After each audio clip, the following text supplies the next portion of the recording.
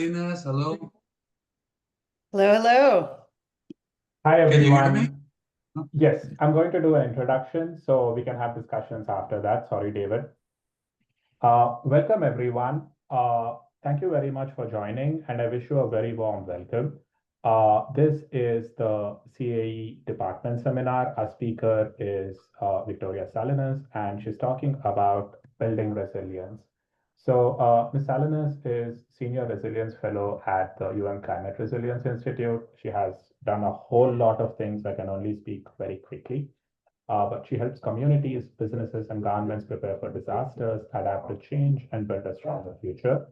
With over 2 decades of experience across government, philanthropy, and the private sector, she has worked at local, national, and international levels to reduce risk and protect people. As Deputy Administrator for Resilience at FEMA, she led a 3,000-person team and managed nearly $10 billion annually to strengthen resilience across the U.S. She oversaw the National Flood Insurance Program, federal grants and capacity building programs, expanded investments in underserved communities, and launched new initiatives to make climate adaptation easier for households, businesses, and governments. So without further ado, thank you very much for doing this, and it's all yours. Thank you so much, Pranoy, and it's so wonderful to be with all of you today. And I've been with the University of Miami as a senior resilience fellow now for several months, and it's a great pleasure to be able to get to speak with many of you and hopefully see many of you in person next month. The topic that I'm going to speak on today is building resilience. And there's a double meaning intended in the title of the talk, because I know many of you are engineers, you work on infrastructure, the built environment. And so when we talk about buildings, a certain concept jumps to mind. Building resilience, though, is also around and is at the heart about communities and their well-being and the ability of people, communities, and all the systems that surround us to thrive. And so today I've got a couple objectives for us. First, we're going to dive into what do we mean by building resilience? I want to make sure that you leave today with a more concrete understanding of not only the definition, but the strategies and principles that undergird the work that is entailed in actually achieving resilience as an outcome. I'm going to be sharing a lot of different stories with you along the way, from places that I visited, places that have inspired me, and efforts from communities across the globe. And then I'm going to end with a call to action, because each of you, no matter where you sit, has a very important role to play in helping us achieve a resilient nation for all. And then, as Pranoy said, we'll have plenty of time for Q&A. So we'll dive in. First, the context. Many of you know this firsthand living in South Florida. The number of disasters just continues to grow and escalate. And we know from the climate projections that this is a trend that is not going to stop anytime soon. We can look over the last 20 years and we see this increasing tempo of disaster events where one thing may be taking the headlines, there's many more falling behind it. While I was at FEMA as Deputy Administrator for Resilience, I saw over the last 2 years alone that increased tempo. Several years ago, we were having disaster declarations at the federal level every 3 days. Last year was every 2 days. And those are just those things that really met that federal threshold for emergency and disaster support. So you can imagine all of those smaller events that may overwhelm neighborhoods, communities, and counties and even a state, but don't quite require that federal level of support. So very much we are in this environment where this tick-tock of disaster risk is only exacerbating. We've also seen just how much money is going into disaster recovery and the amount and the actual cost of the disasters. This is just the last several decades. And given the climate projections, we know that this will continue to increase. And so there is a real need and business case for action and for each of us to play our role in building resilience. So what is resilience all about? Oftentimes people will throw out, oh, we can't have a conversation on resilience. What does it even mean? We all come from it from different perspectives. It's a buzzword. What I have here on the screen for you is what the National Resilience Guidance, which is the US government's highest level of doctrine in disaster management, defines as resilience. And it's based on a review of hundreds of definitions of resilience from different sectors, different disciplines, from health to engineering to the natural environment to community development, and really gets at the heart of what resilience is. That ability, the ability to reduce risk, prepare for changing conditions, reduce risk, prepare for hazards and threats, adapt to changing conditions, and withstand and recover rapidly from disruptions. That at the heart is what resilience is all about. And this was a guide that I recommend all of you read that's online on the FEMA website and was created after several years of national consultation. So there's some key terms that are also really important to think about as you look at your own work as a vehicle for building resilience. One term that you'll hear a lot about are shocks. Those are those short-term duration, rapid onset, acute events that disrupt your normal life. Whether it's that hurricane coming in, it's an earthquake, it can even be something you can think cybersecurity incident, those rapid onset events that really disrupt. We also, when we're talking about resilience, are looking at stressors. Those are those chronic, slow onset, longer term conditions that weaken communities, affect infrastructure, can have compounding impacts over time. Saltwater intrusion, something that many communities in South Florida deal with, is an example of that. Drought, the long-term impacts of heat. There's many different types of stressors that really affect the fabric of our infrastructure, of our communities, of our society, and then make it harder to respond. When we're talking about resilience, we're also talking about threats and we're talking about hazards, and there's a nuance here.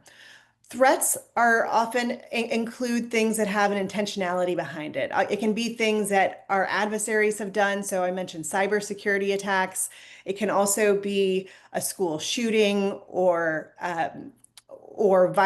community violence. And so those are things that also rock communities and our infrastructure, the way we design communities, the way we prepare as families and as neighbors also impact our ability to really navigate those types of threats. Hazards are a source of actual or potential harm and difficulty. And so oftentimes we talk about natural hazards. You'll hear people in the disaster management field say, there's no such thing as a natural disaster. There are natural hazards. It's how we build, how we live that turns a hazard into a disaster. So these four terms, they may sound like I'm slicing and dicing hairs here, but they're important to understand because they really help understand the concepts behind resilience from a more nuanced angle because they are related but different terms and different aspects of how we look at shocks and stresses together, how we think about those sudden shocks and those longer term stresses in a way that really allows us to contribute to the work of building resilient infrastructure and communities in a much more profound way. So what does it take? I'm going to spend a few minutes really breaking down the different aspects of building resilience. The first really gets to reducing risk. And this has many elements to it. You can reduce risk, you can avoid risk, you can absorb risk, and you can withstand things. And here I'm going to tell a few stories. On the top left, you see me in Puerto Rico at a coral reef nursery. One way to reduce risk, as many of you know, is through nature-based solutions, through also how we build our built environment. And in Puerto Rico, one of the ways that the San Juan wanted to reduce its risk of the impacts of storm surge and hurricane-driven flooding was through really restoring 5 miles of coral reef. And so that's an example of a nature-based solution that we were funding at FEMA and that HUD was also contributing to 5 miles of coral reef, an example of risk reduction using nature-based solutions. We also see, and that's protecting a whole city, reducing drownings, reducing the impact of waves. We also see communities across the country doing projects and initiatives that make each individual home, business, and property able to better reduce risk and withstand disruption. And so I have an example here from California. I had the pleasure of talking with the county manager for Nevada City in the Tahoe area of California several years back, and she was working really hard to make sure that her community was doing everything possible to reduce their wildfire risk. And they recognize that one family, one block, doing everything possible, being fire wise, hardening their homes, wasn't actually going to change their risk profile. And so they embarked with the support of the state and FEMA and other agencies on a community-wide effort to reduce their fire risk. That included individual actions, community actions, changing ordinances and local laws with that collective goal of reducing the entire community's wildfire risk. Building codes, also foundational to reducing risk and being able to withstand. And Florida has, since Hurricane Andrew, been among the states that has really taken the role of building codes to heart. Here on the lower left, you see a picture from one of FEMA's publications on the role of building codes. And you can see that it's same disaster in this picture, but different outcomes based on the year a building was built. We've got a 2017 home on the left that's still standing. We've got a 2000 home on the right that's very damaged. Last year, when I was after Hurricane Milton, I had the opportunity to visit many communities in South Florida, across Florida, and I went on a building codes tour, a bright spots tour, because there were bright spots. There were places where people had built to recent codes, and next to bungalows and beach homes that had been washed out, I spoke with homeowners that were back in their house days after the storm, just sweeping out water from their garage because their homes had been built to be able to withstand the level of flooding that was anticipated in their region of Florida. Here on the bottom right, you see a picture from Princeville, North Carolina. Sometimes disaster risk is so bad and so widespread that communities across this country, from North Carolina to South Louisiana to rural Alaska and even the Midwest, are having real community conversations about whether reducing risk and avoiding risk actually means relocating one's entire community. And that itself has major implications for infrastructure planning, for building, for how you live in one place while you try and rebuild your lives in another place, how you preserve heritage and culture while also trying to stay safe for generations to come. But at the core, reducing risk, avoiding risk, and being able to withstand all takes one thing. It takes being proactive to really and trying to lessen the impacts of disasters for people. Preparing is also key. No matter what you do, there will always be some leftover risk. And preparing really gets to getting ready ahead of time. That includes planning, training, providing resources, and safe places that meet people's emergency needs. Here in the top left corner, you see a photo from a school in Utah. I had an opportunity to visit the school. It's a STEM middle school just last year, and FEMA had been providing money for a seismic retrofit. Here you see the students at their grand opening. But the thing I want to lift up here about preparedness is that when I toured the school, sure, the engineering behind the seismic retrofit was phenomenal. It was a school that had had impacts following a prior earthquake, and so they were rebuilding to make sure that they weren't going to that they were going to be able to withstand those next quakes. But they were also concerned about school shootings and school violence, like so many schools in the United States.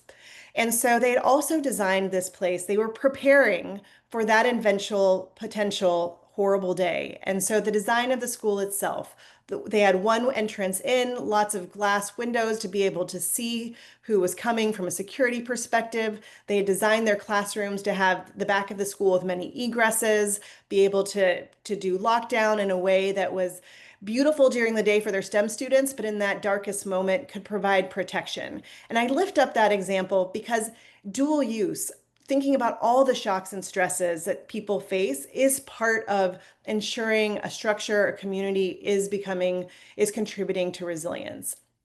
And so The school here in the Westlake STEM Junior High School is a great example of a community that did both. They prepared for the shocks, but they also prepared for the shock that is human caused, that threat that so many people and our youth face.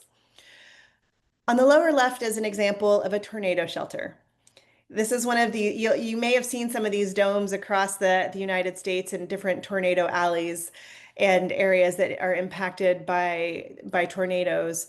But what we're seeing is a trend where if it was single use, if it was just for tornadoes, you might see this dome sitting there empty. You might see it only used when that tornado siren or alert goes off.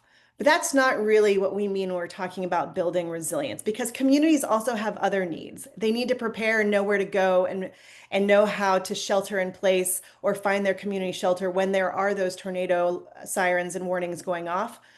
But that space can also double as a place for building social cohesion, for coming together. Here you have an example of a school cafeteria that is also that tornado shelter. So think about that, the day to day of people coming together. Many of you, like myself, may have gone to school events in school cafeterias. They play a very important role in our lives, not just for the lunchtime, but for community building as well.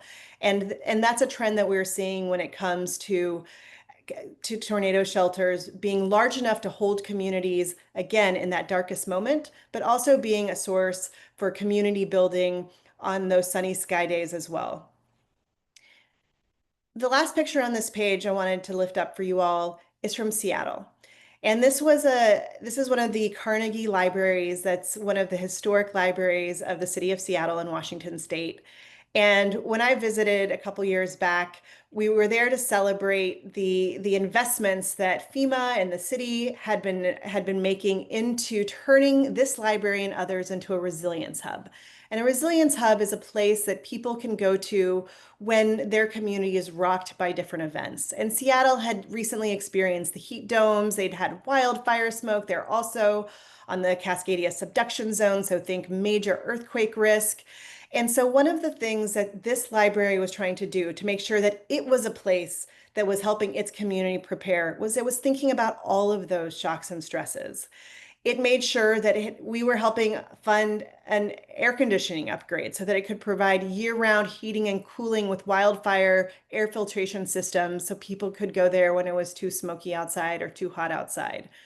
They took the opportunity to make it a center and a place that worked for all of its residents with ADA accessibility updates. They did their major earthquake retrofit funded by the community and a bond measure.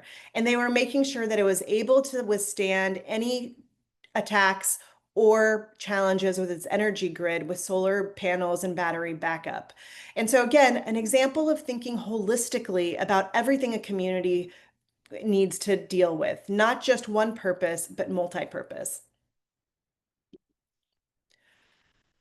Adapt. That is another key part of that resilience definition. And humans have been adapting since we existed. Here on the top left, you've got a picture of Venice, one of the communities and cities that was perhaps the first to deal with adaptation, building its center of commerce and its thriving community in an area that was a wetland and very watery. It's got its issues today, but it is very much an example of human ingenuity and how we adapt.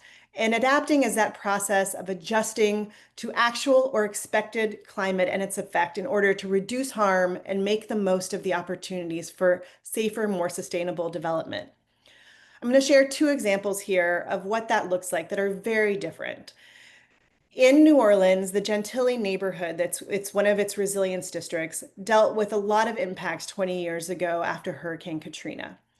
And like many cities on this planet, it had a conversation, the community had to have a conversation about what it wanted to do with the massive amounts of water that it experiences during storms. You can build against it, you can try and keep that water out, but we also saw what happened with those levees that couldn't keep that water out. You saw the infrastructure break. Another strategy, another approach was learning to live with water. And so one of the biggest projects that New Orleans has taken on is this Mirabeau Water Garden. It's a stormwater green infrastructure project, but acres and acres of land redesigned to make sure that it can absorb hundreds and millions of gallons of water, that it is improving air quality in this part of town, that it is also a place for the community to come together, that people can get exercise, improving public health. We've seen so many studies about how trees and nature reduce heat islands in urban areas. And so many multiple benefits coming from projects like this, where the community decided that as opposed to just trying to keep the water out, one of its adaptation measures was to learn to live with water and really learn how to hold, absorb, store, but in a way that during the rest of the year, when the storms aren't there, community well-being is also better off. Completely different example on the bottom right. Heat pumps. Think extreme heat and cold. Extreme temperatures is one of those things that so many communities are going to have to adapt to due to the consequences of climate change. Many public, for a very long time, for people living in public housing, the Department of Housing and Urban Development would include in what it paid for heat, but it didn't include cooling. It was considered to be something that was an appliance if you got an air conditioning unit, but they would pay for heat but not for cooling.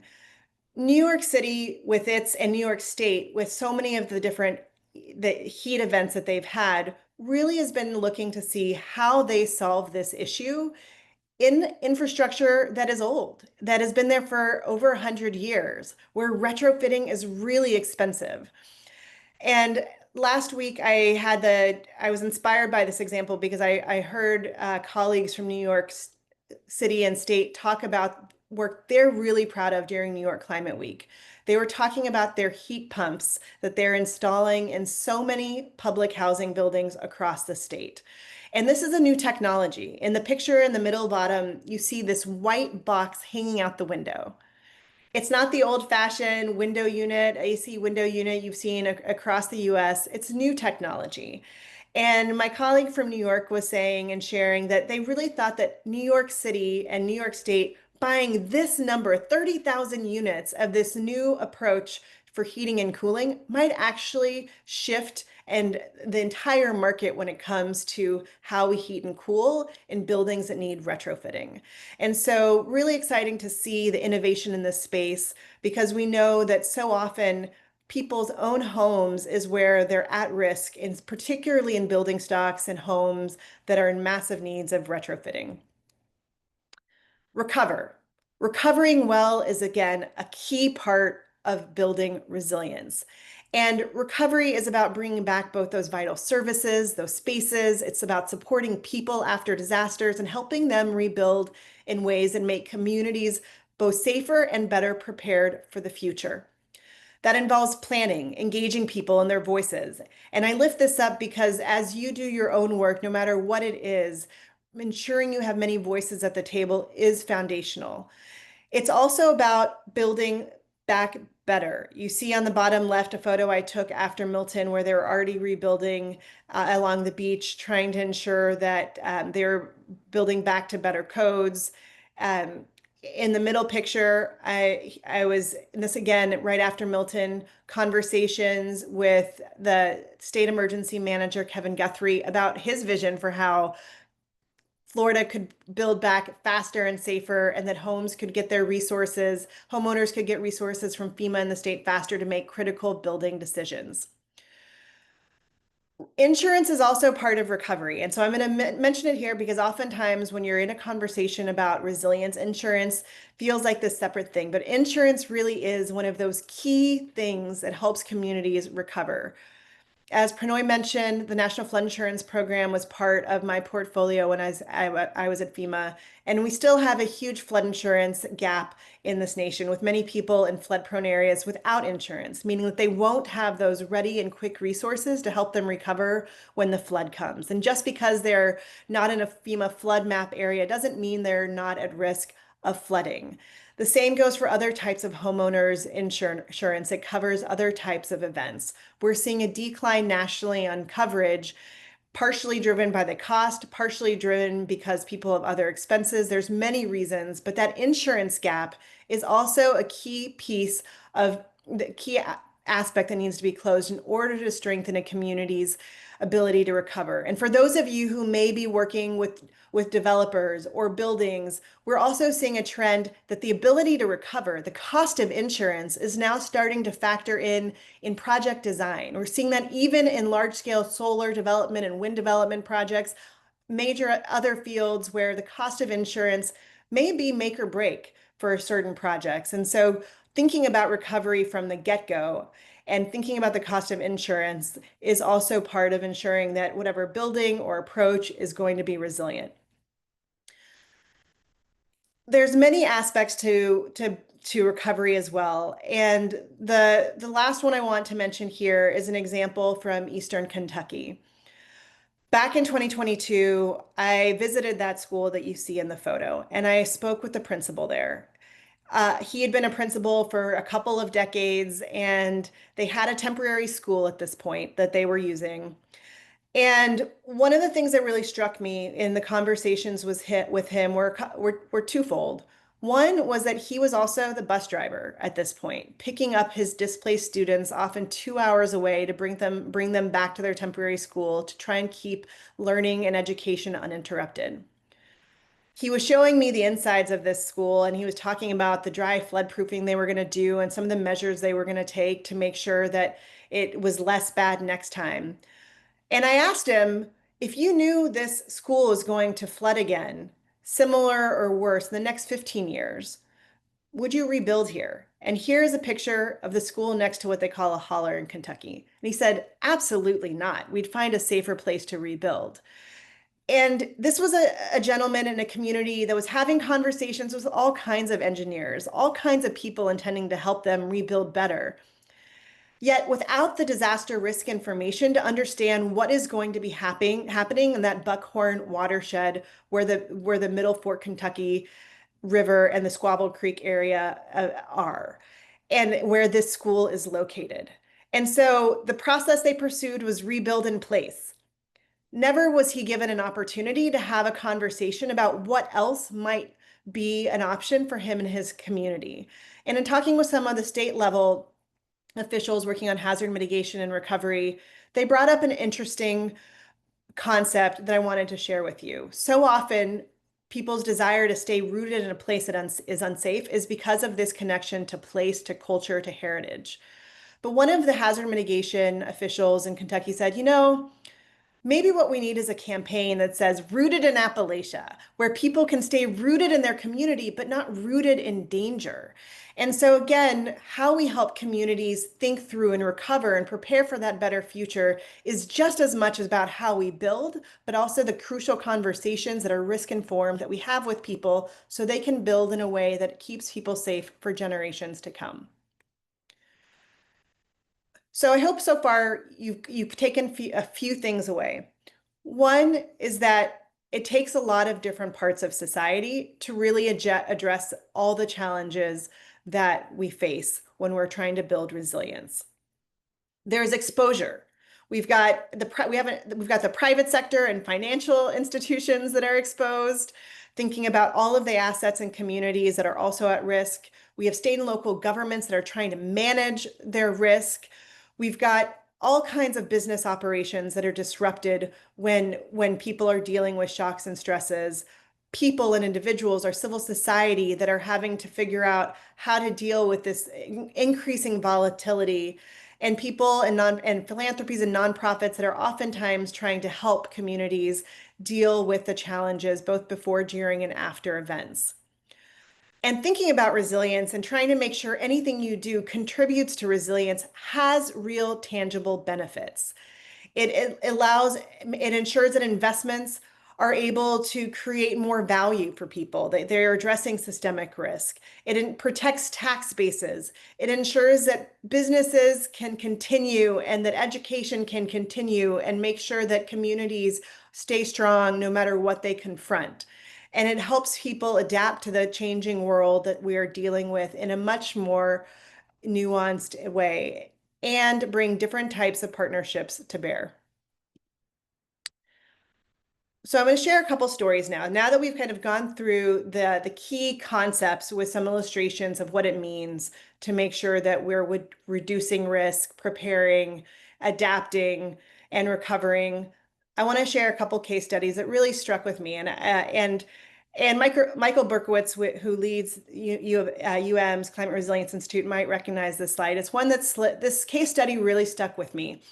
One of the ways I got into the resilience world was as a chief resilience officer for Oakland, California. And this was one of the case studies we would use as 100 resilient cities that he used to lead.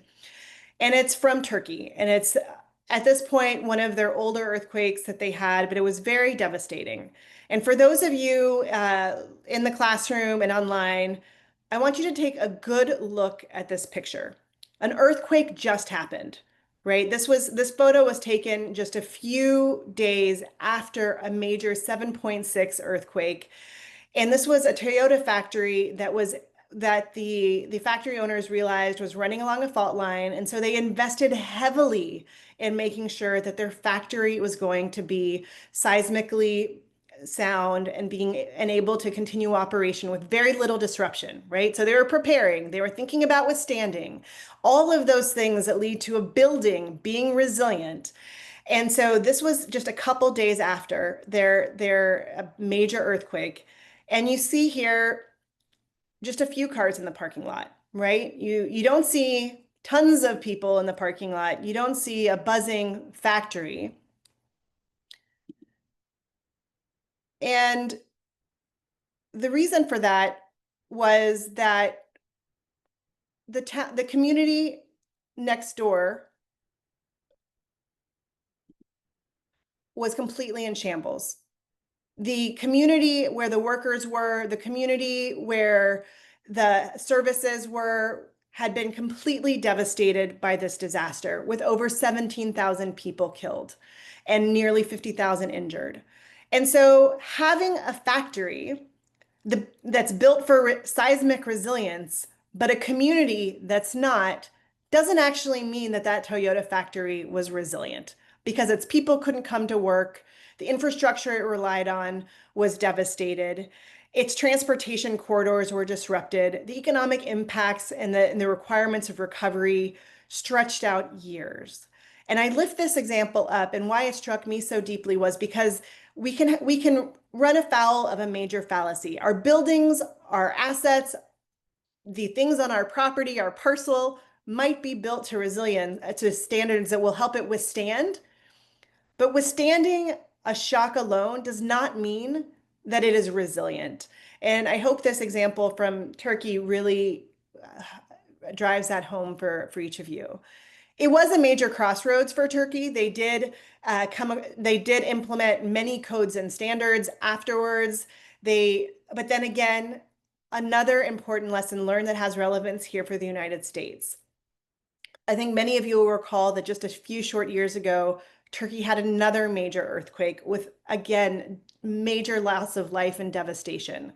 This was after decades of trying to improve their building codes, of trying to make sure that things were built in a country with rapid urbanization to higher standards. Yet again, they had the devastation because having codes and standards isn't good enough. The enforcement, and this matters for any of you working, you can do all the best designs and plans, but if at the end of the day, those codes and standards aren't enforced, the vulnerability is built into our built environment. And this matters here in the United States in a very profound way as well. In the US, only about 35% of local governments, counties, cities, towns have adopted the latest building codes. And here I have a screenshot for the International Building Codes and who's adopted. You'll notice that if any of you kind of follow earthquake fault lines, where you see Arkansas with no statewide IBC adoption, the new Madrid fault line goes through there, and many of those states in light blue. And so again, even here in the United States, we have communities that have not adopted or enforced the latest building codes. When I was in Oakland, California, having enough city funds to actually pay for code enforcement was also a major issue that in some cases led to the devastating ghost ship fire that we experienced while I was there. And so that piece is equally important. And those of you who are engineers are a key part of ensuring we not only have those good standards, but that communities are able to enforce them. Another gap, and again, this is the doom and gloom section of today's presentation. I will also have some uplifting ones, but the other one I wanted to lift up is from Florida. And this is some pictures I took after Hurricane Milton and Helene blew through, and it gets to another major challenge, the O&M gap that we experience that really matters to truly reaching that goal of building resilience. So operation and maintenance of buildings matters just as much as how we build them and how we intend for things to perform. Because at the end of the day, it's what really continues the operational performance of our built environment and our environment more writ large. So these are photos from Spanish Lakes. It's a community that you'll probably remember was impacted by tornadoes, and these are pictures of mobile homes. Florida has done some great work when it comes to disaster risk reduction and has programs that communities can take advantage of and homeowners can take advantage of. And so the state does have a mobile home tie down program to help make sure that when there are big storm events, when there are tornadoes, that homes just don't fly off their foundations. There is a long waiting list. And while at installation, there are Florida statutes that require things to be tied down properly, many times, particularly our older Americans or people with less resources, mobile homes are oftentimes one of their easiest pathways to home ownership. And point of sale inspection on whether those tie downs still work is not something that is always or consistently triggered unless it's required by your bank if you're getting a loan or if your insurance company requires it. And so it's not something you can guarantee is done at point of sale. It's also not something that homeowners who've lived in their mobile home for 30 years are thinking about all the time. There's not triggers to make them recognize or check whether those tie downs are in good condition. And so when I was walking through Spanish Lakes, talking with owners of people, I visited with one resident who was sheltering and living with her neighbor whose home hadn't blown away. She shared with me that she didn't realize that her tie downs had completely decayed over time. And so her home had just flown off its foundation into a neighbor's house. So it was her entire life savings wrapped up in that home. And that's because at the end of the day, the way we actually do and support people with maintaining their homes also matters to building resilience. And in this case, and in so many cases, a home can become a projectile that affects somebody else, even if that neighbor has taken other precautions. Community-driven relocation, I mentioned briefly in the example of Princeville, North Carolina, but here I want to share another example. And this is from Quigleok, Alaska, a Native Alaskan village. And we did a lot of work during the last administration to really figure out how to better support communities think about their own relocation when that was the best resilient solution for them. This Quigleok is a place that's dealing with permafrost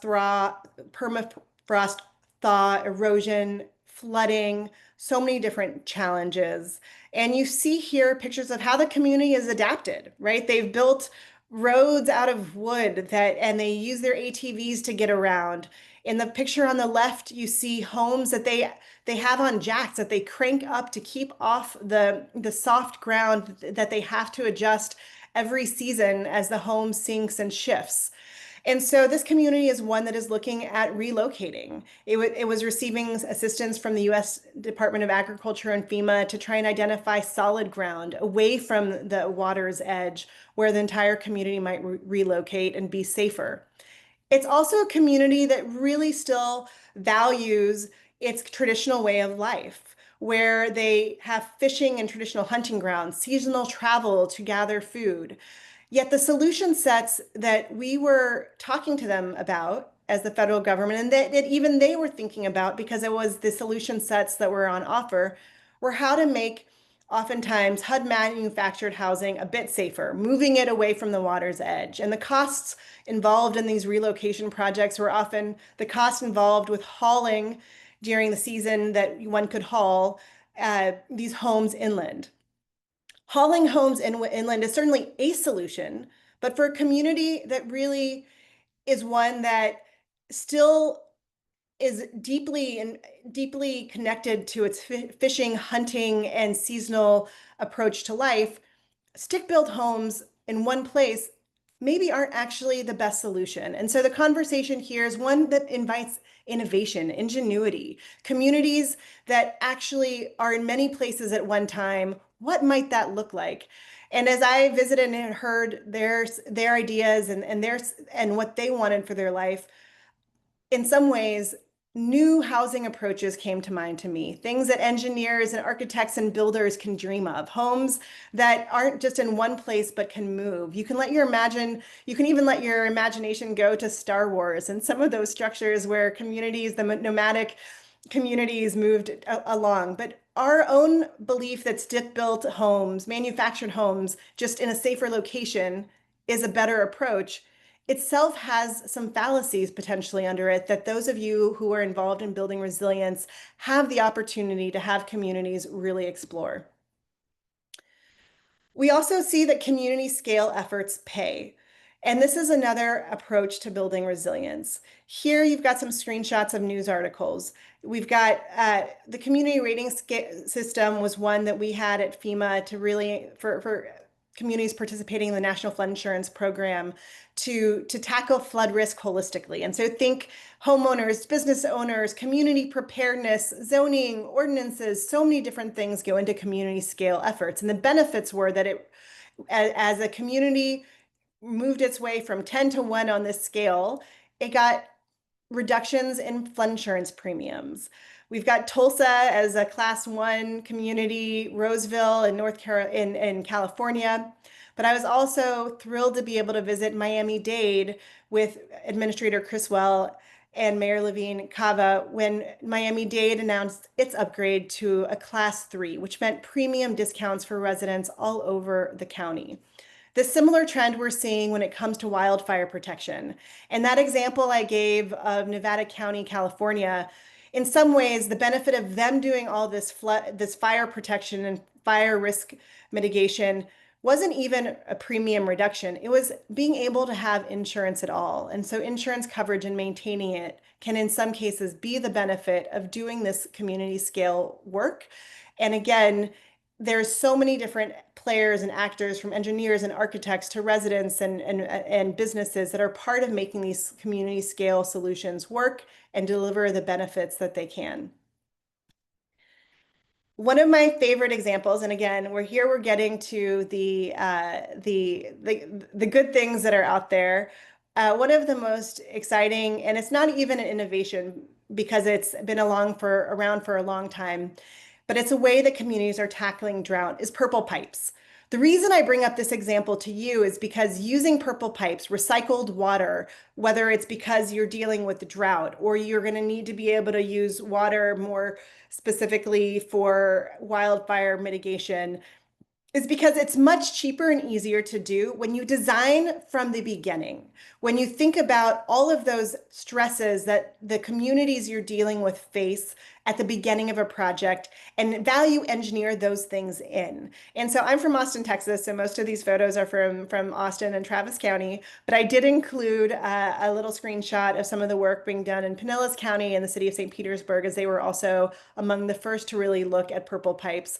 But again, the use of recycled water, of air, and for hot places like Florida and Texas, of those air conditioning units, particularly the industrial ones, they are a great source of water, not only for conservation, but then also watering the landscape that cools down urban centers. And again, all of these positive things can come from the beginning, understanding those stresses affecting communities and designing resilience into the things that one is helping build.